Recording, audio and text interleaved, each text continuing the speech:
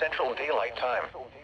At 8:10 p.m. Central Daylight Time, Doppler radar indicated thunderstorms producing heavy rain across the warned area. Between 1 and 2 inches of rain have fallen. Additional rainfall amounts up to 1.5 inches are forecast. Flash flooding is ongoing or expected to begin shortly. Hazard: flash flooding caused by thunderstorms. Source: radar.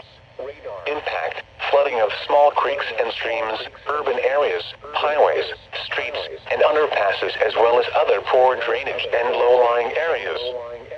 Some locations that will experience flash flooding include Dallas, Garland, Mesquite, Rowlett, Wiley, University Park, Satch C, Highland Park, Sunnyvale, Dallas Love Field, White Rock Lake, and Lake Ray Hubbard. Turn around. Don't drown when encountering flooded roads. Most of flood deaths occur in vehicles.